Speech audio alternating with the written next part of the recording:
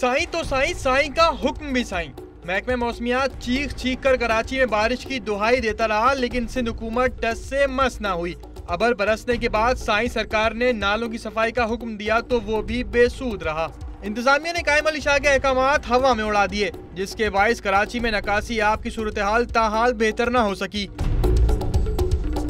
उधर सादी टाउन से मुत्तसिल नाला भी अदम सफाई पर उबल पड़ा और बरसाती पानी सादी गार्डन में दाखिल हो गया। सड़कें डूब गई, इंतजामिया फिर भी सोती रही। इलाका मकीन अपनी मदद आप के तहत नकासी आब में मसरूफ रहे। यार इधर ये सारी रात से लगे हुए, कोई गवर्नमेंट का बंदा नहीं इधर पहुंचा, कोई नहीं पहुंचा कि हाँ चलो ये पानी को भी संभाल लें। ये पानी से हम अपनी आप मदद कर रहे हैं, किसी को एहसास ही नहीं है। सब सो रहे हैं आराम से कि अल्लाह मियाँ की बारिश आ रही। 2 घंटे सिर्फ और बारिश हुई तो ये इंशाल्लाह ये सफूरा तक पानी जाएगा।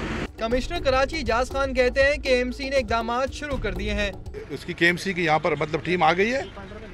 बेसिकली इस पानी को नॉर्दर्न बाईपास से पहले ही मतलब टर्न हो जाना चाहिए था।